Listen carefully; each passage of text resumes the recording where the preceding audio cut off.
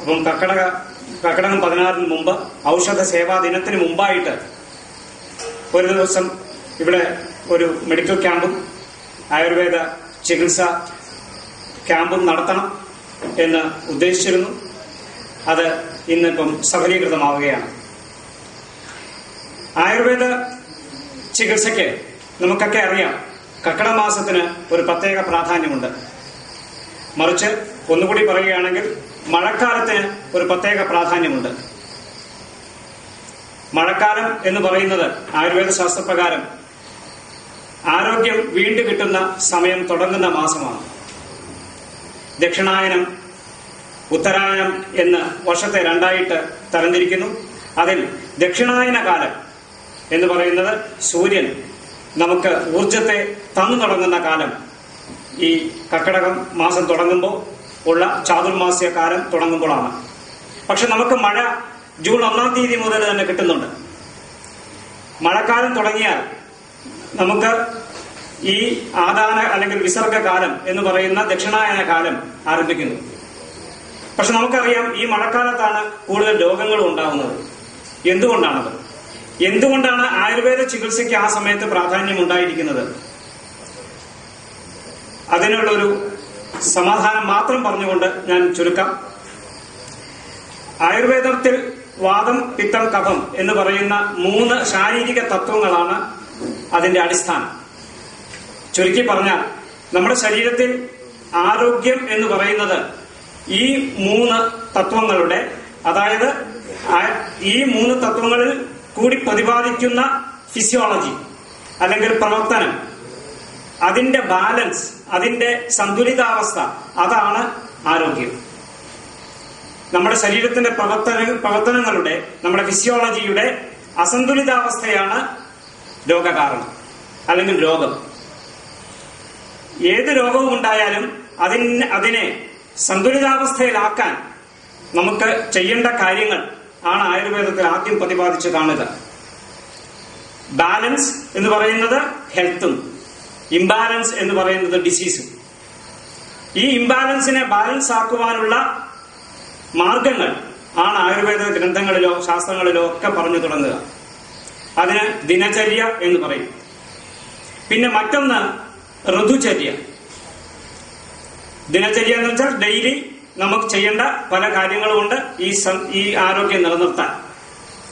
പിന്നെ ആരോഗ്യം നിലനിർത്താൻ നമ്മൾ ചെയ്യേണ്ടത് ഋതുചര്യ. ഓരോ ഋതുക്കളിലും ഹേമന്ത, ശിശിര, വസന്ത, ഗ്രീഷ്മ, വർഷ, ശരത് എന്ന് പറയുന്ന 6 ഋതുക്കൾ നമുക്കെല്ലാം പ്രകടമല്ല. നമ്മുടെ ഈ നാട്ടിൽ പല നാടുകളിലും ഇത് വളരെ പ്രകടമാണ്. നമ്മുടെ നാട്ടിൽ പ്രധാനമായിട്ട് പ്രകടമായിട്ടുള്ളത് 3 ഋതുക്കളേ ഉള്ളൂ, അല്ലെങ്കിൽ 2 ഉള്ളൂ. ഒന്ന് വർഷകാലം, മറ്റൊന്ന് ചൂടുകാലം. മഴക്കാലം അല്ലെങ്കിൽ ചൂടുകാലം, ഗ്രീഷ്മകാലം അല്ലെങ്കിൽ വർഷകാലം. മഞ്ഞുകാലം ചെറുതായിട്ടും നമുക്ക് ഫീൽ ചെയ്യും, അത്രേ ഉള്ളൂ വൃശ്ചിക മാസകാലങ്ങളിൽ. ഏതായാലും ഈ ഋതുക്കളിൽ നമ്മൾ ചെയ്യേണ്ട ആരോഗ്യ പരിപാലനത്തിന് ചെയ്യേണ്ട കാര്യങ്ങളാണ് ആയുർവേദത്തിൽ പ്രധാനമായിട്ട് രണ്ടാമതായി പറയുന്നത്. മറ്റൊന്ന് സത്വൃത്തം. നമ്മൾ എസൻഷ്യലായിട്ട് നമ്മുടെ സമൂഹ ജീവി എന്നുള്ള നിലയിൽ നമുക്ക് ചെയ്യേണ്ട കാര്യങ്ങളും നമ്മൾ മാനസികമായിട്ടും ശാരീരികമായിട്ടും ആധ്യാത്മികമായിട്ടും നമുക്ക് എന്തൊക്കെ ഉയരണം എന്നുള്ളതിനെ അടിസ്ഥാനപ്പെടുത്തി രൂപപ്പെടുത്തിയിരിക്കുന്ന ചില ലൈഫ് സ്റ്റൈൽ മോഡിഫിക്കേഷൻസ് ആണ് പിന്നെ മൂന്നാമതുള്ളത് സദ്വൃത്തം. ഇങ്ങനെ ദിനചര്യയും ഋതുചര്യയും സദ്വൃത്തവും കൂടി ഒന്നിച്ചു ചേർന്ന് നടത്തുന്ന ആരോഗ്യ പരിപാലന പ്രക്രിയയാണ് ആയുർവേദത്തിൽ ആദ്യന്തം നമുക്ക് കാണാൻ സാധിക്കുക. ഇതിൽ മഴക്കാലത്ത് എന്താണ് പ്രത്യേകത? ഋതുചര്യ അത് നടപ്പാക്കിയെടുക്കുന്നതാണ് മഴക്കാലത്തിന്റെ പ്രത്യേകത. പിന്നെ പ്രത്യേകിച്ച് കർക്കിടക മാസത്തിന്റെ പ്രത്യേകത വൈദികനും വൈദ്യനും അതുപോലെ തന്നെ ജ്യോത്സ്യനും ഒത്തുചേർന്ന് ആരോഗ്യ പരിപാലനത്തിന് നടപ്പാക്കിയെടുത്ത കാര്യങ്ങളാണ് പിന്നെ നമുക്ക് ഈ ഇതിൽ കാണാൻ സാധിക്കുക. ഈ കർക്കിടക മാസചര്യയിലൊക്കെ നമുക്ക് കാണാൻ സാധിക്കുക. സന്യാസിമാര്, അതായത് അല്ലെങ്കിൽ 4 ആശ്രമങ്ങളാണല്ലോ, ബ്രഹ്മചര്യാശ്രമം, ഗൃഹസ്ഥാശ്രമം, വാനപ്രസ്ഥാശ്രമം, അതുപോലെ തന്നെ സന്യാസാശ്രമം. ഈ 4 ആശ്രമങ്ങളിലും ഇതിനെ അടിസ്ഥാനപ്പെടുത്തി വൈദികനും വൈദ്യനും അതുപോലെ തന്നെ ജ്യോത്സ്യനും ഒത്തുചേർന്ന് നടത്തുന്ന ആരോഗ്യ പരിപാലനം നമുക്ക് കാണാൻ സാധിക്കും. സന്യാസാശ്രമത്തിൽ നിങ്ങൾ കേട്ടിട്ടുണ്ടാവും ചാതുർമാസ്യകാലം.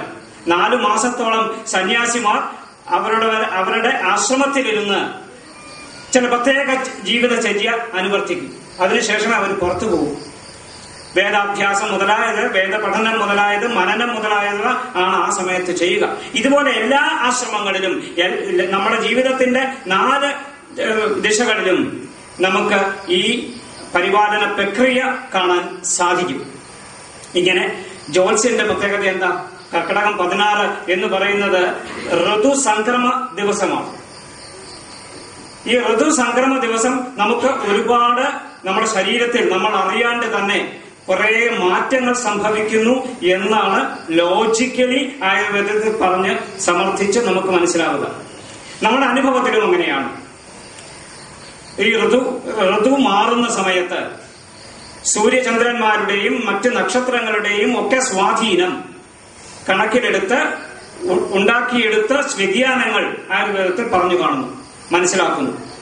നമ്മുടെ പ്രാക്ടീസിലും അത് നമുക്ക് പ്രാവർത്തികമാക്കാൻ സാധിക്കുന്നുണ്ട്.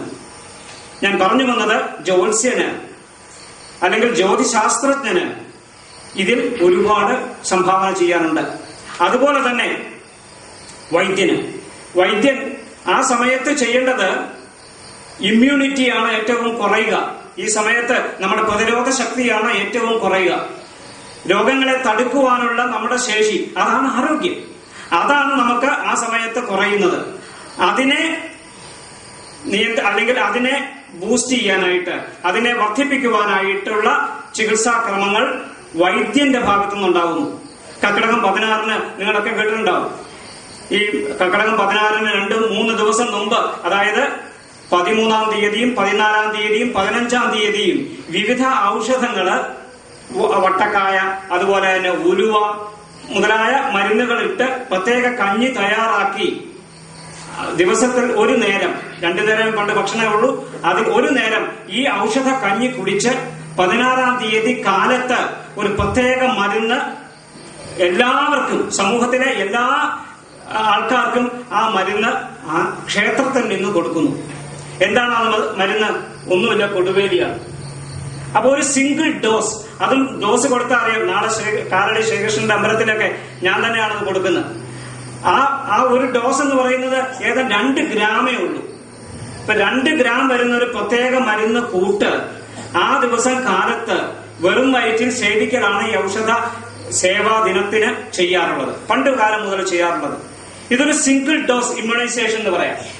പണ്ട് കാലത്ത് ചെയ്തിരുന്ന ഒരു ഇമ്മ്യൂണിറ്റി ബൂസ്റ്റ് ചെയ്യാനായിട്ടുള്ള, ബിൽഡ് ചെയ്യാനായിട്ടുള്ള ഒരു സിംഗിൾ ഡോസ് ഇമ്മ്യൂണൈസേഷൻ ടെക്നിക്കായിരുന്നു ആ പഴയ കാലത്ത് നമ്മൾ ചെയ്തു വന്നിരുന്നത്. ഇത് ക്ഷേത്രങ്ങളിലായിരുന്നു ചെയ്തു വന്നിരുന്നത്. ക്ഷേത്രത്തിൽ ജാതിമത ഭേദമന്യേ പുറമെ അത് കൊണ്ടുവന്ന് അകത്ത് വന്ന് കഴിക്കുന്നവരുണ്ടാവും, പുറമെ വന്ന് ചെന്ന് ഈ മരുന്ന് വന്ന് കഴിച്ചിട്ട് പോകുന്ന ഒരു കാലഘട്ടം ഉണ്ടായിരുന്നു. എന്റെ മുത്തശ്ശനൊക്കെ പറഞ്ഞു കേൾക്കാറുണ്ട്.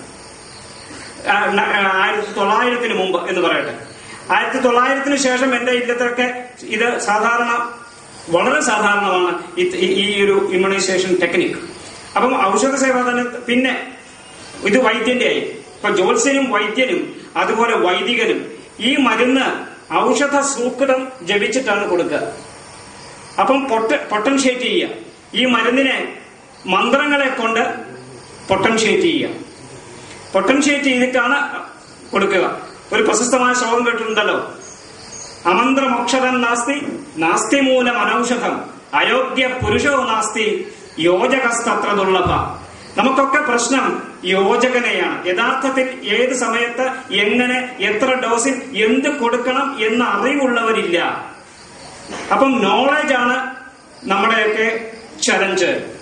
മറിച്ച് എല്ലാം ഇപ്പോഴും നമുക്കെല്ലാം നമ്മുടെ മുമ്പിലുണ്ട്. പക്ഷെ അറിവുള്ളവർ വേണ്ട സമയത്ത് വേണ്ട രീതിയിൽ അത് കൊടുക്കാനില്ല. എല്ലാ അക്ഷരങ്ങളും മന്ത്രമാണ്. എല്ലാ ഔഷധികളും എല്ലാ മരുന്നുകളും എല്ലാ മൂലികകളും മരുന്നുകളാണ്. അതുപോലെ തന്നെ എല്ലാ മനുഷ്യരും നല്ലവരാണ്.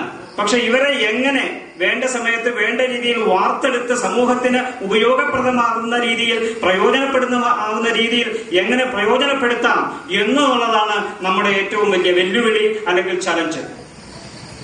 ഇത് വളരെ സമഗ്രമായി ആരോഗ്യ സംവിധാനത്തിൽ വളരെ ഗംഭീരമായി നടത്തിയിരുന്ന ഒരു കാലമുണ്ട്. ദ ബ്യൂട്ടിഫുൾ ട്രീ എന്ന് പറഞ്ഞ മഹാത്മാഗാന്ധിയുടെ ഒരു പുസ്തകമുണ്ടെന്ന് ഞാൻ കേട്ടിട്ടുണ്ട്. പരമേശ്വരജി എപ്പോഴും പറയാറുണ്ട്. അതിൽ പറയാറുണ്ട്, നമ്മുടെ വിദ്യാഭ്യാസ സമ്പ്രദായം, ഭാരതത്തിലെ വിദ്യാഭ്യാസ സമ്പ്രദായം എന്ന് പറയുന്നത് എത്രയോ ബ്യൂട്ടിഫുൾ ആയിരുന്നു ബ്രിട്ടീഷുകാരുടെ ഭരിക്കാൻ വരുന്ന സമയത്ത്, അല്ലെങ്കിൽ അതിനുശേഷവും ഉള്ള വിദ്യാഭ്യാസ സമ്പ്രദായം കണക്കിലെടുത്താൽ നമ്മുടെ ഭാരതത്തിന്റെ പുരാതന വിദ്യാഭ്യാസ സമ്പ്രദായം അത്ര മനോഹരമായിരുന്നു, അത്ര സിസ്റ്റമാറ്റിക് ആയിരുന്നു, അത്ര എഫക്റ്റീവ് ആയിരുന്നു. അതുപോലെ തന്നെ ഇവിടുത്തെ ആരോഗ്യ പരിപാലനവും വളരെയധികം എഫക്റ്റീവും സിസ്റ്റമാറ്റിക്കും വളരെ ക്രിയാത്മകവുമായിരുന്നു എന്നുള്ളതിന്റെ സൂചന കൂടിയാണ് ഈ ഔഷധ സേവാ ദിനത്തിന്റെ പ്രത്യേകതയും ഔഷധ സേവ നമ്മൾ കഴിക്കുന്നതിന്റെ പ്രത്യേകതയും. ഏതായാലും ഞാൻ കൂടുതലായിട്ട് സമയമെടുക്കുന്നില്ല. കർക്കിടക മാസത്തിലെ ഈ ചര്യ, കർക്കിടക കഞ്ഞി കുടിക്കുന്നതും ഔഷധങ്ങൾ ഇട്ട് കഞ്ഞി കുടിക്കുന്നതും പഥ്യങ്ങൾ നോക്കുന്നതും മറ്റുമൊക്കെ വളരെ വളരെ പ്രധാനപ്പെട്ട കാര്യങ്ങളാണ്. അത് എല്ലാവരും സമൂഹത്തിൽ ചെയ്യേണ്ടതാണ്. അത് സാമൂഹികമായ സ്വാസ്ഥ്യം, ജനങ്ങൾക്കുണ്ടാകുന്ന എല്ലാ പ്രശ്നങ്ങൾക്കും രോഗങ്ങൾക്കും ഒരു പരിധിവരെ പരിഹാരമുണ്ടാക്കുന്നതുമാണ് എന്നുള്ളതാണ് അതിന്റെ സത്യം. അത് കൂടുതൽ ഈ നാട്ടുകാർക്ക് ഉപയോഗപ്പെടട്ടെ എന്ന് ജഗദീശ്വരനോട്, തിരുനായത്തോട്ടപ്പനോട് പ്രാർത്ഥിച്ചുകൊണ്ട് നിർത്തട്ടെ. നന്ദി, നമസ്കാരം.